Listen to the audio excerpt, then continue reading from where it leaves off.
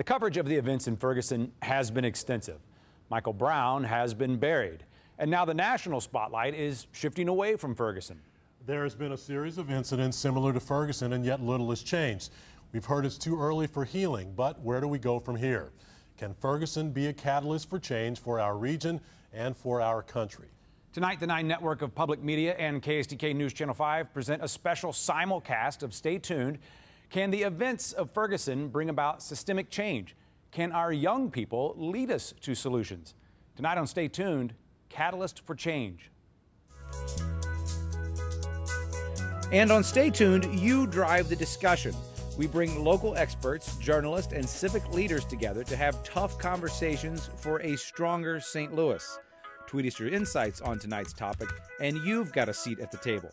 With a few national experts and a panel of community members, this is the show bringing more light and less heat to the issues that matter. So stay tuned.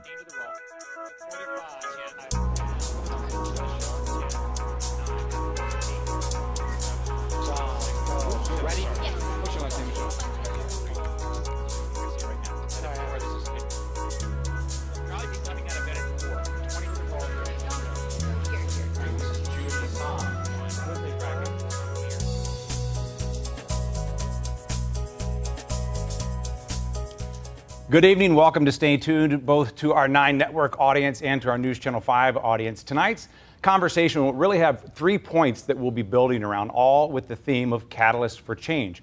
Joining Art and me here at the table, we have other members of the St. Louis media. We will also have a conversation with young people, young leaders, and a conversation with some established, even elected leaders. And we also have reports, both from the 9 Network and from News Channel 5. And of course, we want to hear from you, so find us with the hashtag StayTunedSTL. But let's begin tonight with the 9 Network's Jim Kircher. Earlier this week, the path Mike Brown walked on Canfield Drive was marked with wilting roses, leading to the spot where he fell in a confrontation with a Ferguson police officer. Whatever it was that happened here, Mike Brown's death was the breach in the levee that unleashed a torrent. Violence and looting and nightly protest, and a police response. It drew national and international media in numbers St. Louis probably hasn't seen since the flood of '93. But this time everything was playing out in one spot, a short stretch of West Florissant, and the events were easily captured and broadcast around the world, and not just by media organizations, but by anybody who could snap a picture with a cell phone and hit send. Ferguson, Missouri hit a nerve that convulsed the entire nation. For the past week or so, the flood of emotion has been receding. The pictures are less dramatic. On Saturday, traffic on West Florissant was driving past small groups of protesters, but also voter registration workers, volunteers picking up trash, a charitable organization grilling up free lunches. And so we wanted to come out and put a positive face on things and let folks come together and talk. And we thought the best way to do that, of course, was to provide a meal. On Monday, Ferguson-Florissant schools, which had delayed the first day of school because of the unrest, finally opened up, with parents and others there to welcome back the kids. Pretty excited about this first day. It's a long time coming. Later that morning, the story turned back to Michael Brown, and thousands came for his funeral service. And most of us here have the faith that, we need to get us through. Yeah, there's going to be change. Outside the Friendly Temple Church, there was an army of media, and reporters were filing stories in French and German, Arabic, Spanish, Korean, and Russian. All are covering this story because it's so, surprisingly, it happened here in the center of the United States. For most of the visiting reporters, this was the end of the story. 1 week, and I'm leaving tomorrow. They're heading off to cover other events in other places. As with the flood of '93, they won't be sticking around to report on the cleanup and the rebuilding. But there are signs that that difficult task may already be underway. The meetings, the marches, town halls, and more to come. St. Louis can't really afford to consider Ferguson old news, and probably can't simply patch up the old levee and hope that it holds. For Stay Tuned, I'm Jim Kircher. Picking up from there, let's have a bit of an inside the newsroom conversation with, as we said, members of the St. Louis media. My thanks to my colleague at News Channel 5, Art Holliday, for helping with the hosting duties tonight, but also bringing your perspective. Nearly 35 years of broadcasting experience in St. Louis. Congratulations for starting at age 10, if my math is right there. Also, Joe Mannis from St. Louis Public Radio, and Liz Brown, St. Louis American columnist, and also a defense attorney. I'll start with you, Art. These can be some hard conversations to have, and I think you could probably find some well-intentioned folks out there who may wonder why we're spending so much time on these conversations. What would you say to those folks right out of the bat here? Well, I think that's an accurate observation. A lot of people are trying to sort out what's taken place since August 9th. One of the stories that really captured my attention at the time was in the Edwardsville School District, when the superintendent was getting criticism from parents about they were afraid for the safety of their kids because of the conversations that were taking place in classrooms about Ferguson.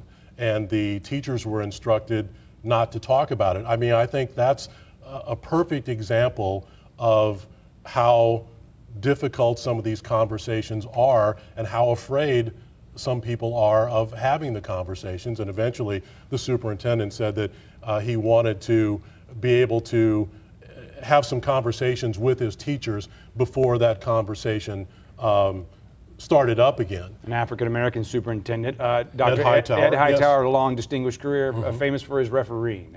It was the person you're talking about. Great college basketball referee for many, many years. I guess like a lot of people, I'm holding my breath to see what happens with the grand jury decision. I wonder whether the passion and the fervor and the stated determination for permanent change, whether that will be the same 6 months from now, a year from now, 5 years from now. What's going to happen? What's going to be the ultimate outcome of all of this? How is it going to affect our community long term? There's a lot of unanswered questions, but I think it's fair to say for those of us here as reporters, it's going to be one of the most important stories that we cover in our professional careers. I think that the issue that is confronting us is kind of the rush to solution, because we have so many difficult issues that we have yet to address, and they're painful issues, and they're difficult issues to talk about. And I'd like to use an example. We have the Attorney General that has issued a call for, because there were so few African American police officers in Ferguson, so few in all of the municipalities. So he issued out a call that we are going to have a discussion about recruitment of African American police officers. And I think that starting place is problematic. It's problematic because it attaches itself to the unspoken bigotry of the notion that we don't have any qualified African Americans that are trying to get into the police department. It's kind of like African Americans are unqualified for a lot of different things. But if you look at Darren Wilson, he was 24 years old, the police officer that shot Michael Brown. He was 24 years old. He was not from this region. He went to high school in St. Charles, and he had a mother with a criminal record. And yet, at 24 years old, in the height of a recession, he was able to go to Jennings and become a police officer. And then again, a year later, after the recession is continuing on, he was able to get another job as a police officer. A young man with very little life experience was able to do this. Now, we have to ask ourselves, if we're logically looking at this issue of qualifications, there are plenty of African American people, men and women, who have a high school degree and that would love to carry a gun. Are these the kind of conversations, Joe, you see in the newsroom that you might not have had before at St. Louis Public Radio? And Art, jump in. I mean, have our jobs changed? No. I think maybe the focus has changed a bit, but in many ways our jobs have not. If you're a committed journalist, your whole thing is to observe and to report what people are saying, what people are doing. I think in some ways, when you're talking about the aftermath of what's been going on in Ferguson, the strength of any solutions are going to depend, in my opinion, getting beyond Michael Brown or this officer. People are already talking about ideas, concerns, not just about the makeup of police departments, but short changes in education, economics, some of the issues that have been around for decades but need to be dealt with. I just came from a forum at a major church just a few blocks from here, and they were talking about a whole lot of things spawned by Ferguson. Nobody mentioned Michael Brown or the officer. They were talking about health care, education, voting, getting community involvement. So I think what happens beyond these 17 days of unrest, a lot of it's going to depend on whether or not those ideas and commitments to those ideas take hold and actually launch something, or if people get focused on what a grand jury does or doesn't do. And frankly, it's rare for a grand jury, regardless, to indict a police officer, and it's rare that a police officer gets convicted. Without getting into any of the details of this particular case, that's rare. So the issue is, do you become focused just on that, or do you get focused on some of the other ideas and concerns and things that were mentioned lots of times in the protests and now are becoming commonplace, as I said, at the forum I was at, I'm sure elsewhere too. So this change, what should we be covering going forward? There's no shortage of stories to cover. One of the things that's encouraging to me is that right now we're hearing from voices that we don't typically hear from on local television news, specifically young African Americans. You know, prior to August 9th, that wasn't always the case. Will it be that way going forward? That remains to be seen. But I think it's part of my responsibility to help tell those stories, and I think all of us at this point take that responsibility very seriously. But there's no shortage of stories. This is a very complex story that we're dealing with. There are many layers, there are many stakeholders, so it won't be difficult to find stories. There's no excuse for not finding stories. But the challenge, I guess, is to us sticking with the story, like it was with Katrina. Like, okay, the cameras Sure. left, then the issue left. You know, people are still dealing with the issue of Katrina, but our attention is elsewhere. So the challenge to us is to continue to talk about these stories and get to be brave enough to get to the root cause and the issues of this story that this story brings. Joe, I heard on your airwaves today a police officer say, and this is don't quote me on this quote, but Sure. I think I'm quoting. Okay. He said, "Don't label us all racist." This is a police officer talking in St. Louis County. I don't know which department. Don't label us all racist because we're trying to protect ourselves. Is that still part of the story? Is that hard to do when there are so many issues that have been brought up on the streets of Ferguson? Is it hard to do? Is it hard to? Is the word balance? Where do you find the opportunity to tell stories that maybe weren't brought up in the streets of Ferguson that have to do with police officers? Well, we just have to. Is that important? Of course, it's very important, and again, the issue of race is a very difficult issue for us to have, and the notion that if we simply bring it up, we're labeling anybody, any one particular thing, is inaccurate. We have to have these discussions.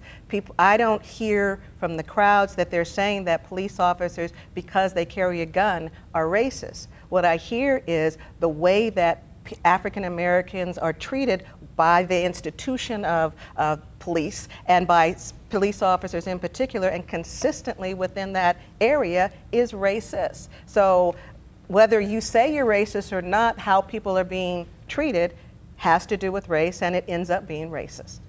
Coming up next, we're going to hear from some of the folks Art talked about, young people that we may not often hear enough from.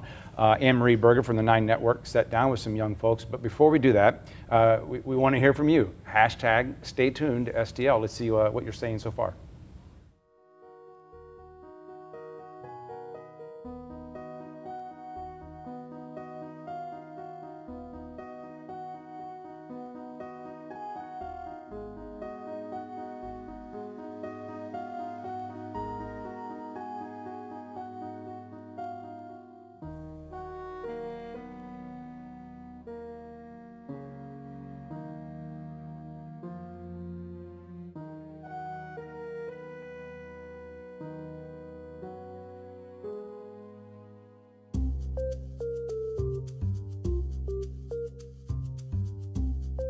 are about 3 weeks, after the police shooting death of Michael Brown.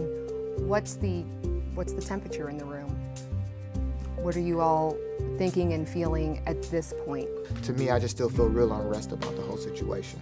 I'm still very much involved with the case, but now I'm starting to think, okay, what do we do next as far as legislation and laws and getting control of the situation that brought us to this point. How can Ferguson build from this? How can Ferguson get better from this? And not only Ferguson, the whole city of St. Louis, because it's an ongoing problem that's happened way too much. It's still happening. I've been stopped probably since I was like 12 or 13. People want to see your ID, make sure you're not doing nothing. Is this the biggest issue? Is it a black citizen, white citizen thing, or is the issue at hand that needs to be addressed is the relationship between law enforcement and African American citizens?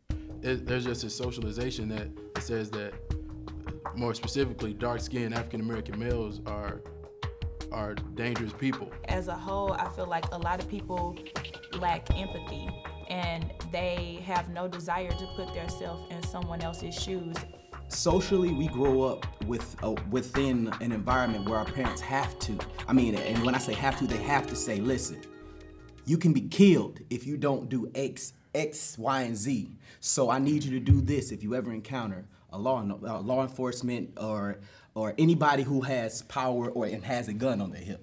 If your only confrontations with the police have been peaceful and you felt respected, then you can't put yourself in the shoes of somebody who, whenever they see a police officer, they are more nervous, they feel more nervous than protected. And that's just how we feel as a people.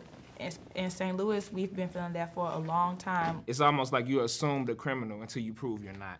There's been so many reports about, well, there's no diversity in the police force and in the political landscape. But at the same time, it's a vicious cycle, because why, especially in the African American community, why are they going to get involved if they don't see any respect being shown to them? And I would second that. Like, seeing everything that I've seen, I would have no interest in being a police officer, because I feel like that's not a place for me. I'm surprised to hear you say that. It doesn't motivate young people to say, I want to do that and change it. I think it's impossible. It's impossible? I've heard this a lot. I've talked to clergy, I've talked to those a generation ahead of you, and they've all sort of said the same word, that our young people have no hope. They feel hopeless. And I have to say, listening to you guys talk, they're right. I don't feel like there's any hope going on right here. Am I wrong? It's tiring, and you can't give up hope. We're not hopeless. I've graduated, he graduated, he's doing it. We're all doing stuff. We're not hopeless, but in the same token, it's just like, do I really just want to sit and think about like this is all I got to sit and think about all the time? Something that you didn't even choose. You didn't choose. And even like, I'm sure it's tiring if you're a woman. Women still aren't paid equally, but that's tiring. I feel like where we feel hopeless is the way that the system is set up. The system is set up to be racist, and everybody doesn't want to accept that, but it is. The structuralized racism, I feel like, is a bigger problem than the individuals. How important is getting people to the polls within the African American community? Where is the importance? How important? I didn't really realize up until a few years ago how serious local politics are and the impact that it actually has on my everyday life. The presidential election, that's the biggest election, obviously, but the president can't just come and send the attorney general down here every single time somebody gets shot or any time something horrible happens. We have to vote people into office locally who can just come down here, drive from Jefferson City, and just come down here and make those changes. What are we going to vote for? Like, is there a candidate that shares my reality? So maybe it may be on us, but it's also on the people that are not trying to reach us. It's not 1985, it's not 1995, it's 2014. It's time to get on Twitter. It's time to get on Facebook. It's time to connect. And this is what happens. Like, this is a perfect example of when you got to disconnect with the citizens in their own community, the politicians, all the way to the governor. You know, Jay Nixon, he doesn't understand why there's a disconnect for the life of him. You can see it on his face. I don't know why they don't like me. It's, come on, man. Like, you don't get it, and that's sad because it's like, you're the governor. How do you get him to get it? He got to get there. He got to want to. He doesn't want to. It shouldn't be forced. It should be because I really want to know your reality. Yeah. And with politicians, I feel like it feels forced half the time. Jay Nixon probably like, yeah, I don't come out to vote anyway, so I don't. You're not really in my care. demographic. Yeah, so you're not who I'm trying to get to vote for me anyways, because you don't vote anyways, and if you did, you wouldn't vote for me anyways. So I really don't care. We could actually move further if we actually come together, because right now it's just everybody wants to do their own thing. You know, I feel this type of way, so I'm going to do this regardless if you disagree with how I feel about this. And I just feel like if we just at least can somehow agree on one thing, then we can go further than where we're at right now. Part of the reason is people don't like to talk about race because it makes everybody feel uncomfortable. Don't be afraid of discomfort. Yeah, no, it feels it's not uncomfortable on our side because it's our reality, and that's what I'm saying. Like you said yourself, you represent yourself. I, Tanel, represent every black man in America. You know what I mean? Because that's how I'm viewed by America. None of us have had the opportunity to step up. Or reason to. Yeah. We've been living, it's just been dormant. It's been that bottle, like we said. He's probably been feeling the same way since he was 12, but it's never been a reason to break it out, to use that voice. Is this the silver lining? This was the catalyst. This was the catalyst for change. So it's not that the community was just mad about Mike Brown. We were just fed up altogether with how it is in St. Louis, and to a certain extent, we had got used to it. We had been used to being scared to drive in North County, and that's why I try to say, like, I'm trying to create, I don't want to get back to normal because I don't want to be scared to drive in North County anymore. So we're calling you guys our young leaders. That's the name of this table that we're having right now. I'll do some introductions. Amy Hunter, Director of Racial Justice, YWCA Metro St. Louis. Tef Poe, asked for by name by a lot of the people that were in the piece that you just saw there. You've been very active on Twitter and in other ways over the last almost 3 weeks. You're a recording artist and organizer for Hands Up United. And Brittany Packnett, Executive Director of Teach for America here in St. Louis. Tef, I'll start with you. Encouraged or discouraged by what you just heard? It's a combination of mixed emotions.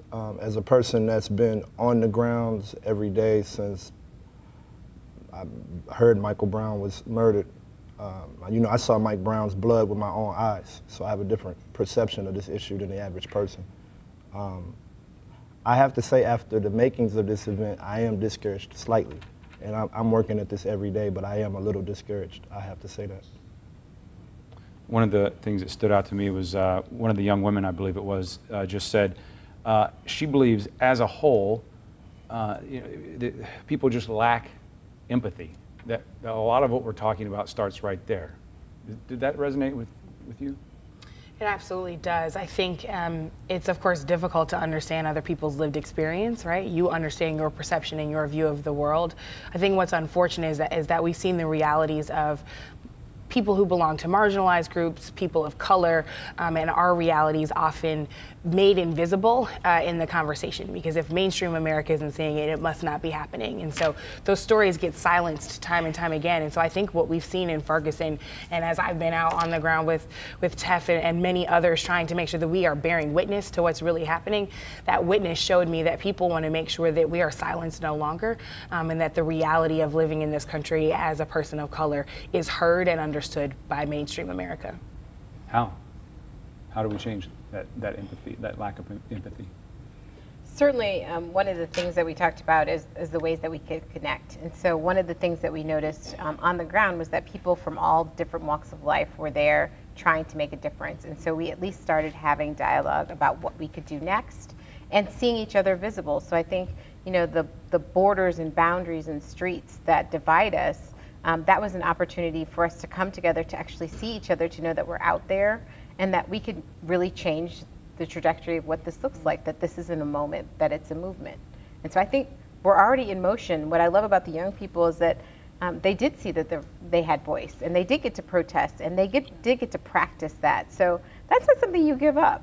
That's right. That's not something you give up. So is there a voice that's become a leader from a young person's perspective? Do you need that? Do you need multiple leaders? Do you need one leader? What do you think? I feel like it's a generational thing. I feel like this generation itself is the leaders.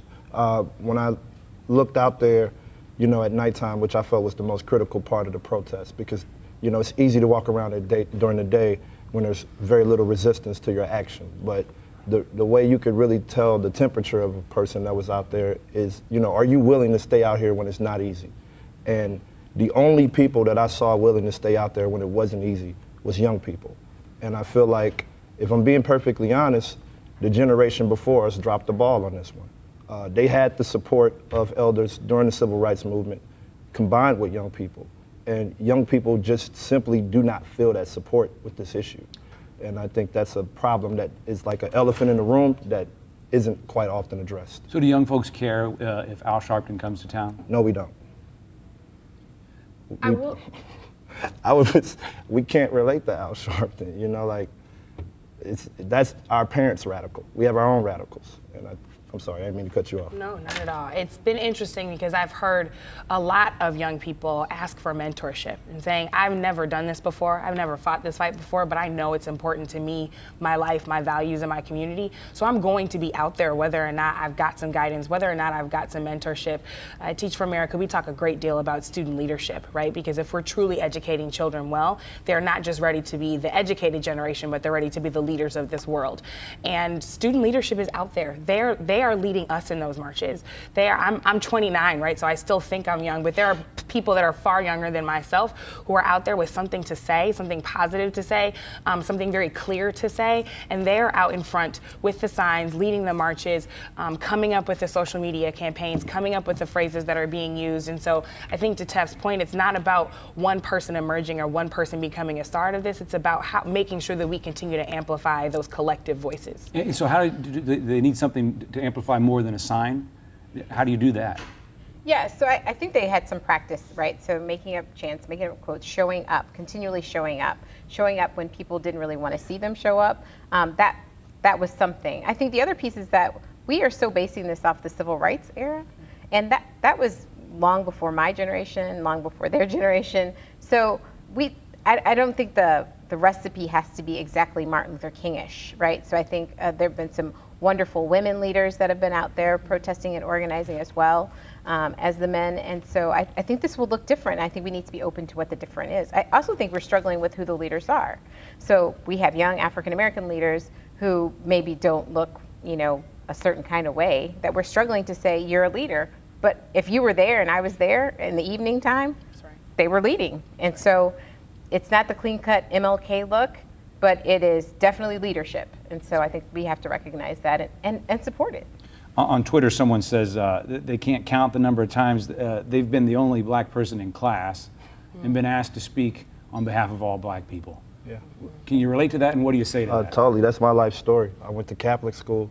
I pretty much grew up being the only black kid in my class all the time.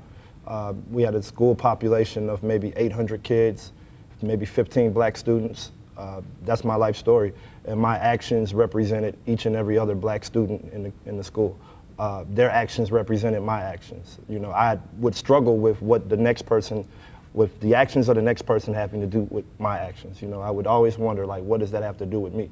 And it took me a while to understand that in white America, I am not viewed as an individual. I am viewed as a member of a collective which forms into an individual. And you see that in situations like Mike Brown. Like, people thin slice the situation and go, oh, he was a gangster, he was a thug, lived by the gun, died by the gun. People don't even take the time to dig into the story to even see what really happened. You know, they get fast, quick media ear bites here and there, and they take it and formulate quick judgment stories about what really happened. And that happens to black males all the time. We're stereotyped based upon what you saw on a reality show, what you saw your favorite athlete do, what you saw your favorite rapper do. I might not even listen to rap music, but you're gonna look at me and assume that I do.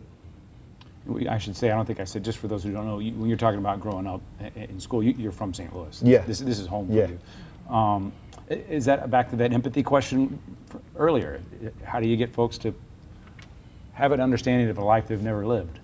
I think that's about relationships. So I'm also from St. Louis, actually North County, about 12 minutes from where all of this happened, and had a similar experience growing up in my educational opportunities as Tef did. And the fact of the matter is that when I spent time going to an Orthodox synagogue, that wasn't exactly my life, but at least I had a genuine window that was based on my own experience and relationships that I had built with people over time.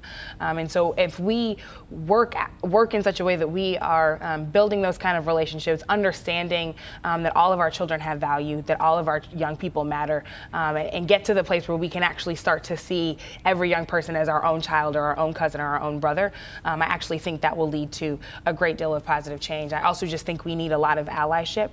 And so for people who might better understand, maybe you are the white parent of, the white adoptive parent of a young person of color, right? How are you then bringing that experience to bear for other people who look like you, and actually speaking a language and helping people who share your lived experience, something that they might not understand, but you have a particular window into. I mean, I'll just say what struck me just watching that piece. There was the young man who said, what did he say? I don't want to sit and think about this all the time. Yeah. And he's obviously talking about his skin color, something that he didn't even choose. We've heard people say, white folks think about race when we're talking about race. Is that? Yeah, but I think for every mom that was watching, for every mother that was watching, the idea of bearing your child is something that we can all relate to, and the horror that goes with that, right? So regardless of your race, no mother wants to bury, no father wants to bury their child. And so I think that was a place where people came together to say, regardless of whatever you think the facts are, this is a tragedy, and these parents are now burying their young one, and way before time. And really empathize with that. So I think St. Louis definitely has the capacity to empathize. I think that we have to articulate it in a way that people can relate to. And certainly being a parent or being a mother of a child, I think we got that. Amy, I think we'll leave it there on that note. Amy Hunter, Tef Poe, and Brittany Packnett, thank you all for your time and for your insights. Thank you. Let's go to social media. Excuse me, let's go straight to News Channel 5's Christina Coleman. When the Stay Tuned team went to last weekend's Peace Fest events, we wanted to listen, to hear voices of the community members grappling with Mike Brown's death. We hope to discover what people were feeling and how they might seek change. At Peace Fest 2014, many of the sights and sounds of this annual event were familiar. There are still snow cones and barbecue, dancing and music. But there are also big differences. Reporters from around the globe, a united chant, hands up, don't shoot, hands up, don't shoot, and a distinct sense of mourning for one young man on the day before he was laid to rest. Michael Brown being killed brought those things to the attention of the world, because that's truly where it is now. That's the stage we're on here in Missouri. We're on the world stage. And while Sunday's celebration of peace has now come and gone, many attendees say they still hope the police shooting of Michael Brown will be a spark for real change, change that will last. Not just for Michael Brown, but for the Trayvon Martins. Like any time before, when Trayvon was killed, we did so much and we sat down. We can't sit down anymore. Now we got to go forward. We've fought, we've marched. Now we got to go vote. And we got to work within this system that we have and change it. This incident is going to focus people's attention on a lot of the baser issues that underlie this unrest. People need jobs. They need to feel comfortable in their own neighborhood. The violence and unrest following the events in Ferguson rocked the St. Louis community. But for many, they say that's not the thing to fear. The real danger is going back to the way things used to be. Norm was the problem. There were too many things that were underlined. There were too many things that were hidden. Now that the sheet has been drawn off, there is no going back to that. No one wants to get back to normal. We have to confront normal. And so I think part of the solution is to have critical dialogue about why normal is not okay. He is a professor at Clemson University in South Carolina. That there's a problem. I mean, we've seen it in a way that is undeniable. I mean, I've been profiled and dealt with as a black man, and so some of it is I want to heal with people who understand. Until we lay Michael to rest. Families of the fallen young, Trayvon Martin and Michael Brown, took the stage. We don't want to give them no reason to assassinate our children. Along with performers like Brandon Norman, who grew up in St. Louis and hoped this performance could help to inspire peace in his hometown. Outside of Delmar, it's literally the ghetto, poverty. And literally, as soon as you cross the street on Delmar, it's a gated community with rich, fancy homes. And it's just literally, I could throw a soda can across the street and it's two different communities. Michael Brown Jr., you matter. Eric Garner, you matter. Sean Bell, you matter. When the wounds are deep and challenges are complex, solutions are never easy or obvious. The when, the where, and the what remain unseen. The obvious thing to many is the who. And you have the youth. They recognize if we don't turn up out here, then, you know, Michael Brown is just going to be another forgotten name, you know, out here, and, you know, and so they didn't accept that. Our youth, they're not going to do that anymore. They're not having it. There's going to be change. For Stay Tuned, I'm Christina Coleman.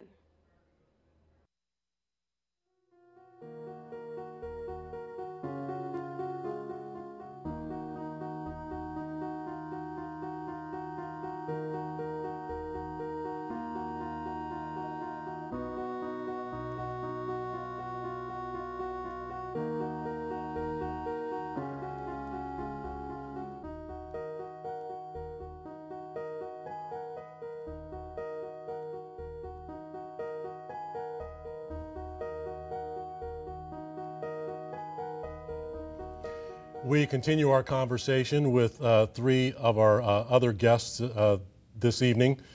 We begin with Missouri Representative Mike Butler, a Democrat who represents parts of St. Louis, Tashara Jones, Treasurer, City of St. Louis, and Thomas Harvey of Arch City Defenders, an organization that provides legal assistance to poor and homeless citizens in St. Louis.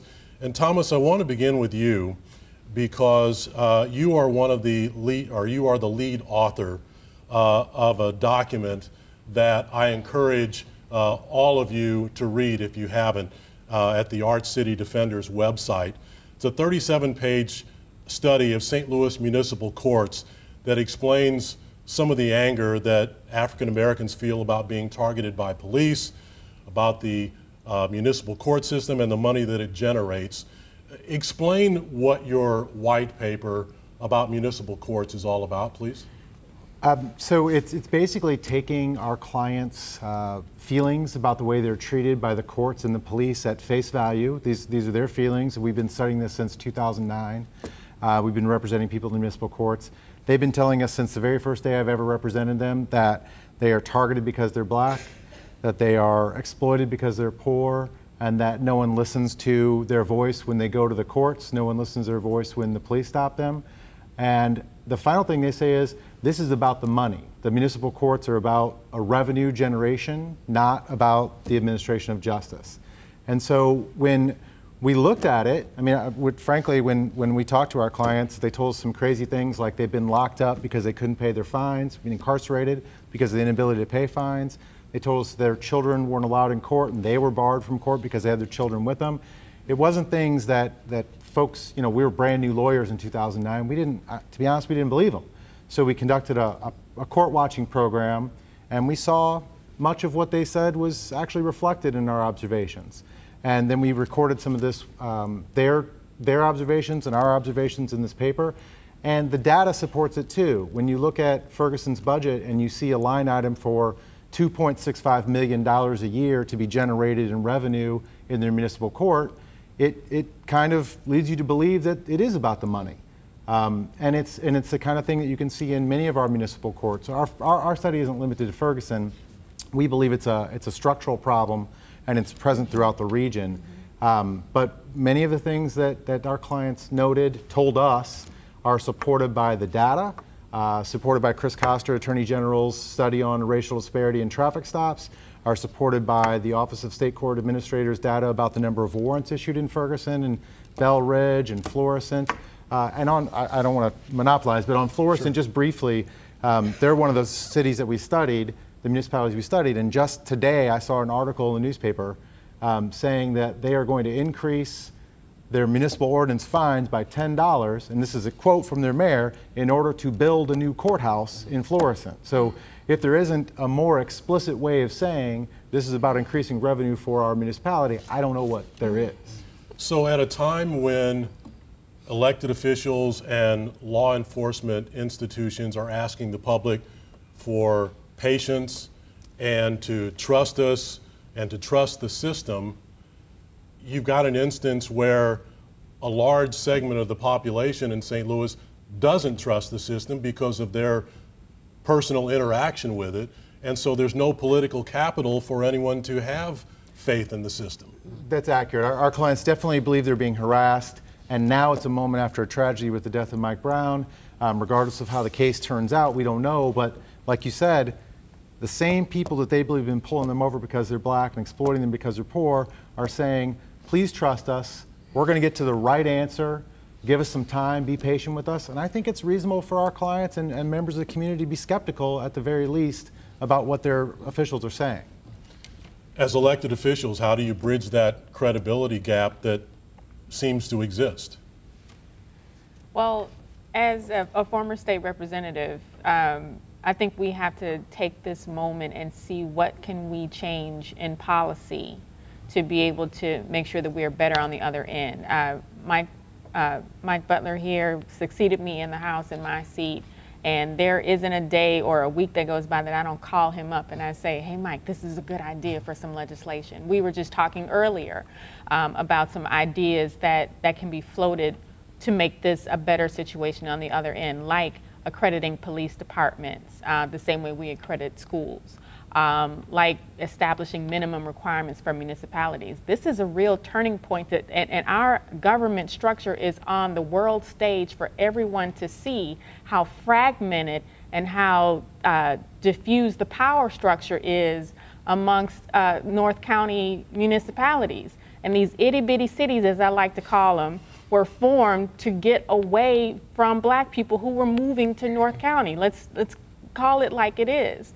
And this is a crucial moment for us to take a real hard look at, is this efficient government? And if it is not, and if the people can't trust the government that represents them, then maybe we need to take a look at some real reform. And when you're taking a look, that look has to be from the actual citizens. So transparency is a very big part of this, but it can't just be transparency. It has to be oversight by citizens. A civilian review board has been something that's tossed around and been fought for quite some time in the city of St. Louis in these areas. Another thing that we have liked in the city of St. Louis is the neighborhood ownership model. We have community policing. We have folks policing themselves in their own neighborhoods. These are programs that have been very successful, but have not gotten any funding or any political will put behind them. So when the community has oversight over what's going on, as well as they are shared information on exactly what's going on, then you don't have such a disconnect. The biggest problem that happened in Ferguson was not just the act.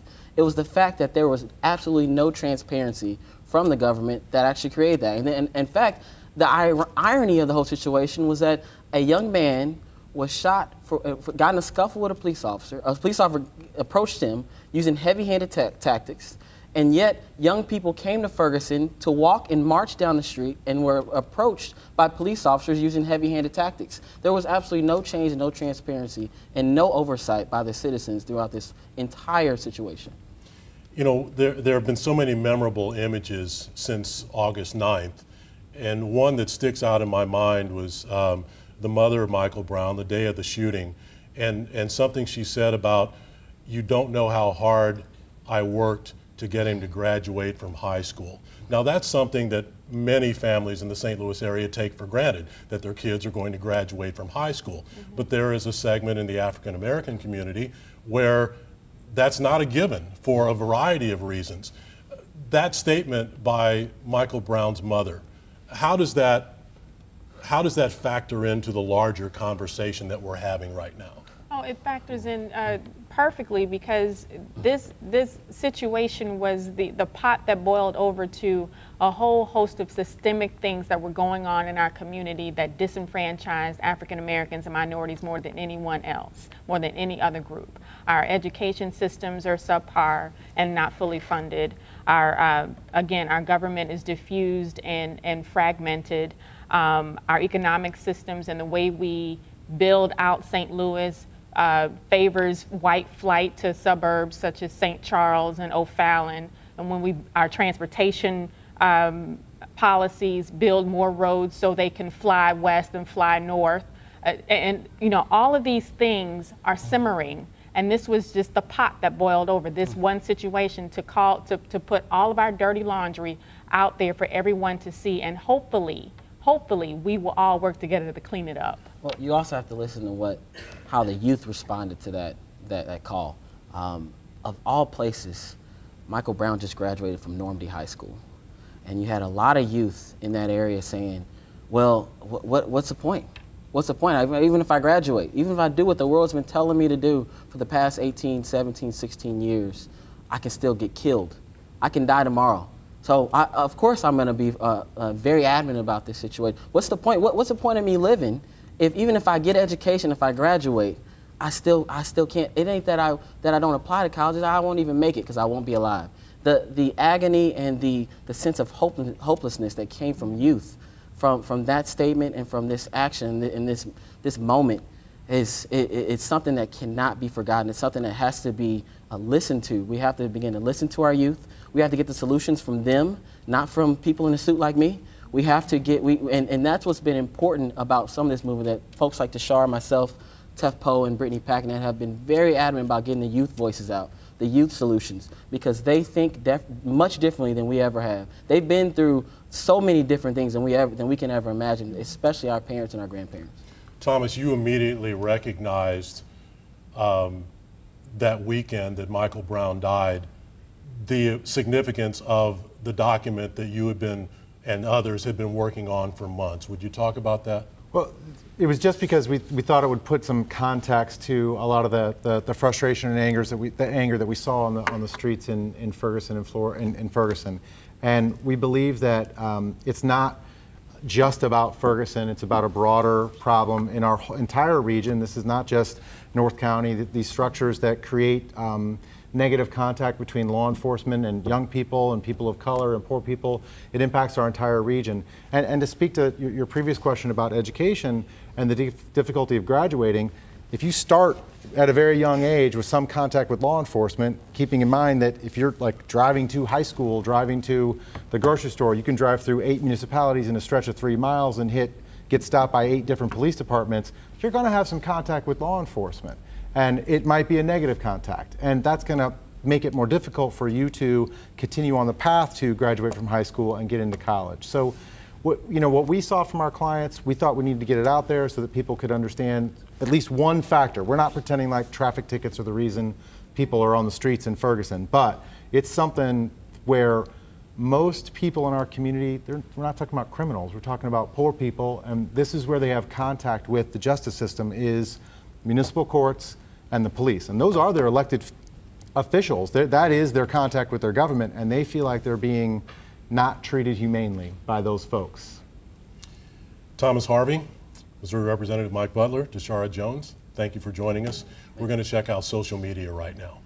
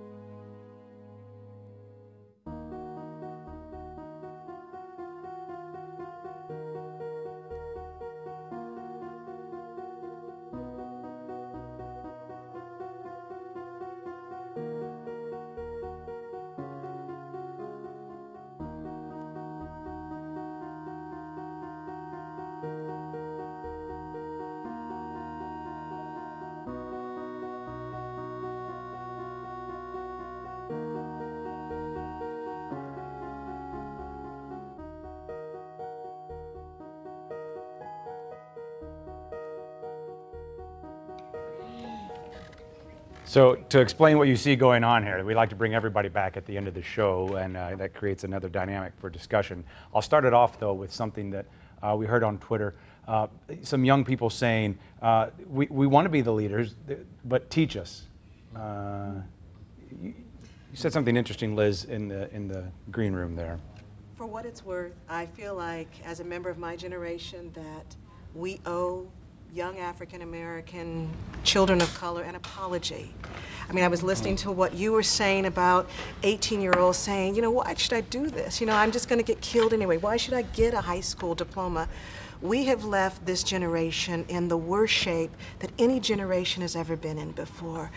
Our young people, if they get arrested by a cop that's just looking for them, they can't get a job because they have to put it on their application. I mean, we allowed that kind of legislation to pass. We didn't teach our young people to fight. Thurgood Marshall said after the Brown versus Board of Education, he was like, okay, yes, this is done. We got the law, we're going to win. What he also said was, I didn't realize the opposition to Brown versus Board of Education. In other words, we didn't teach anybody how to fight after the win. And that's what I want to apologize to the young generation, because we did you wrong. We did not teach you how to fight. We didn't teach you the significance of fighting. We didn't teach you that there is a fight after the win. But isn't this country so much better than the 1960s and the civil rights movement of that era? Yeah. It is in some real ways, and yet we're still seeing some real struggle, right? And we have to acknowledge that. And I think to this point that you just made, Paulo Freire, who's the author of Pedagogy of the Oppressed, teaches educators and tells us that education, and a strong education, can actually be the means to your liberty. It can be the means to your freedom if we teach people how to embrace that struggle, if we teach our young people how to lead. But in order to do that, we have to affirm them. All of these messages that they're receiving right now tell them that their lives are of no consequence and of no value, right? Why should I graduate? Why should I go to college? Because Mike was doing all of those things, and yet he's still dead. And so we have to affirm our young people if we want them to lead us, and make them feel of value so that they can say, yes, I am ready to stand up and lead, and yes, you are giving me the right tools to do so. So I think that brings where racial profiling happens outside of the police department, like in our schools, like when we have IEPs for 3-year-olds, when we have kids being overly represented in suspension and expulsion rates, when we have in-school suspension with no real teachers in the classroom. So, you know, she said it was hard because it is hard. I mean, it's hard regardless of your parents' educational levels. It's hard for all parents of color in particular. And so if we were having a broader conversation, we could talk about what does racial profiling look like at school? Right. And who gets lumped into which groups really quickly? And how does that impact their life? How does that impact their fight? How does that impact their conversation? So I think one of the really great things that came out of this is the voiceless got heard. And so this is an opportunity to expand that. I think the situation is even crazier for young black people because we're not only judged by Caucasians of all sorts of sizes, but we're also judged by our own people. Like, as a young black male in school, if I was too politically inclined, or if I knew too much about a certain subject, or if I didn't dress a certain way and talk a certain way, then I'm judged by my peers. And so that creates this situation where I feel like there's nobody like me in this world. I'm by myself. I have no other people like me in this universe. Because at some point it wasn't cool anymore to be smart. Right. And it wasn't cool to be knowledgeable. And I received a lot of that when I was coming up through high school. You talk white. No, I use the King's English correctly. And I want to be something when I grow up. Or, you know, you're acting like a white girl. No, you know, this is just how I am, and this is how I grew up. And because, you know, the things that we experience in our own communities, it makes it even harder for us to move forward, or and you know that can do a lot to a woman's or a kid's self-esteem. That's right. And I also kind of think that when we say things like that, when people say you're acting white, or when people say that you are engaging in that behavior, it's another way of saying that we see that an individual, if they do something, is treated differently by the white teacher. Okay, so it's not necessarily. It's not necessarily that you're acting white, but something you're doing is causing the white teacher to treat you differently than the rest of the African American kids. Right. You know, so we have to struggle with that. We have to figure that out and understand that it's we're all treated the same after we walk out of the classroom, you know, I mean, so we all have that shared life experience in common. Art, I want to, go ahead, I'm sorry. I was just going to say, can we leave our audience with some hope? That's exactly what I was going to ask you. I can. So I think one thing your generation has done is they've built all of these different organizations and institutions for African Americans. There's the St. Louis American, there's the Nine Network that employs lots of African Americans. There are African American elected officials in the city. I replaced an African American woman in the state house, and she ran for city. I have a model right here next to me that I get to talk to every day. We have role models, we have institutions, and my thing in the past few years, what I've learned, hit epiphany, is that as African American youth, we don't have to reinvent the wheel. We don't have to build all brand new things. We already have them there, and if we just use them and retweak them and make them better, there is no limit to what we can do. I think young people are our hope, right? Young people are really our hope in this, and I think if we just let them lead, right, and we follow them without judging their clothes, without judging their music, without chastising how they choose to show their grief. If we let our young people lead, that's where our hope lies, if we just follow. Okay, we got to leave it there. We're out of time on the air, but we have a little more time. Stay tuned, .9net.org. We'll continue this for a few more minutes. And I have to say, too, here at the Nine Network, this is part of a larger body of work, American Graduate. On behalf of Art and everyone at News Channel 5, our thanks to the Nine Network. Check us out here on the Nine Network next week. Until then, stay tuned.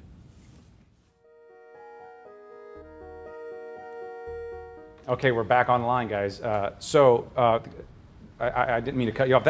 I'm glad you said that, because what I was about to ask you was something else that I wrote down from that interview that Anne Marie did from the young people. He said, they asked if he was hopeless, because last week there was a tweet that resonated with a lot of people, including Reverend Starsky Wilson, it said they felt hopeless. This young man said he didn't feel hopeless, but he was tired. He said it's tiring. Mm-hmm. And there may be some people that are new to the tired feel, or new to this burden. Yeah. Right. So I can touch on that.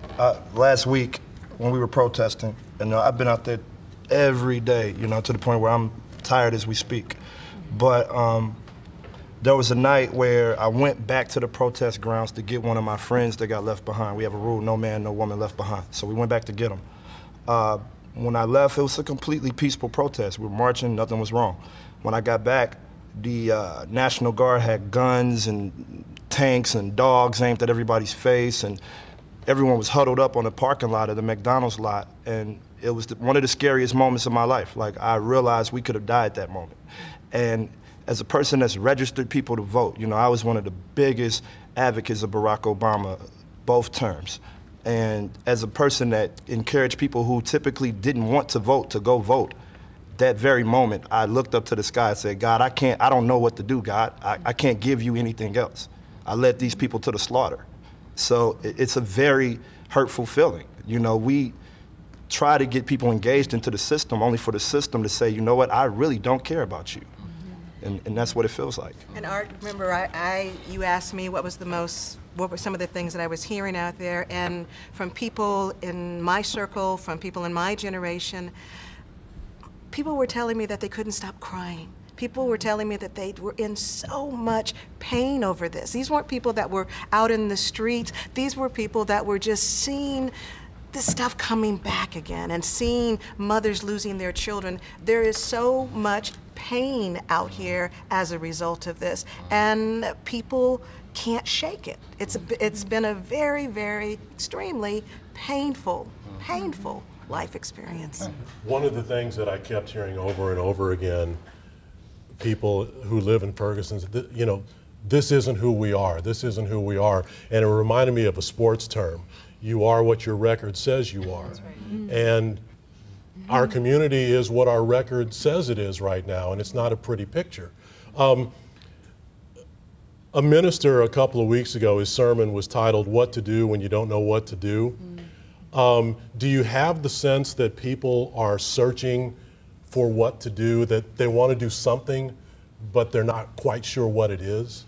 I think people are getting organized, though. That's the thing that I will say about the Mike Brown saga, whatever you want to call it. I think people are finally, the light bulbs are going off in people's heads. I see young people every day that come by the office and say, hey, what can I do? How can I do it? Where can you put me in at? I don't think that the situation up close is as standstill of a situation as it appears to be from afar. Even during the protests, people were registering people to vote. People were taking senior citizens to the grocery store. I think that that's the part of the story that isn't as sexy as the other part, so it's not really promoted as much. But you know, it's more entertaining to watch people throwing a brick through a window, you know, throwing a Molotov at a police officer. So that's the stuff that, you know, people latch on to. You don't see that every day. It's not as enjoyable to watch it. Yeah. You know, and something I saw that you just reminded me of were some older gentlemen. I recall it was 3 African-American gentlemen and a white guy. Yeah, I think that was like, let's say 4 or 5 gentlemen. They all lived in Ferguson. They were out there the second weekend after the folks had broken into buildings, and they were cleaning up in the rain.